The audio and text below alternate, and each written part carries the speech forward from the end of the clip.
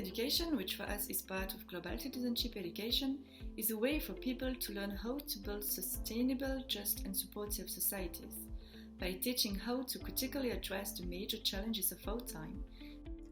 How would I define peace education? Peace education, for me, is about building peace. Is about all members of a school community or an educational institution community taking responsibility for building peace within that community and building trustful and respectful relationships with each other and learning how to behave peacefully as you go out into the wider world. Peace education is also about finding and knowing how to listen to the inner peace inside you and to begin to trust that as your guide as you go out into life. I'd first like to say that peace education is such a broad field, and in Australia, like many other countries, it's not a specific or mandated part of the curriculum, and this in itself presents a challenge for enactment and infusion of peace education in schools across the world. Peace education therefore can be quite a slippery concept and appear in their formal and informal curriculum in different forms. More broadly, the attributes of peace education can be found in an emphasis on social emotional learning in schools across Australia.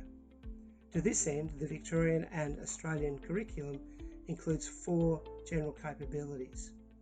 These are intercultural capability, personal and social capability, ethical thinking, and critical and creative thinking. What is our vision on peace education? Now, to start off, I think you could give 2 kinds of definitions of peace education, a narrow one on the one hand and a broad one on the other. How would narrow interpretation or narrow definition look like? Well, you could summarize it as learning how to engage constructively with others when there is a conflict, how to transform that conflict in a constructive way. Somewhat broader a definition could be peace education and refers to the process of promoting knowledge, skills, attitudes, values to enable people, young people, adults, to transform conflict in a constructive manner and also prevent violence, both overt and structural.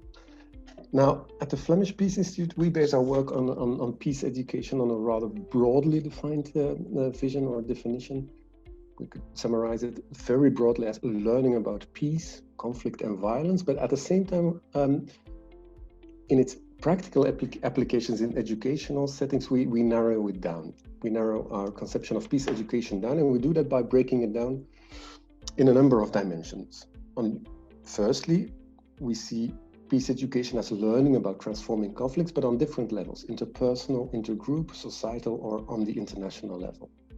Secondly, you could define peace education as learning in both formal contexts, but also in non-formal contexts, educational contexts, for instance, in museums.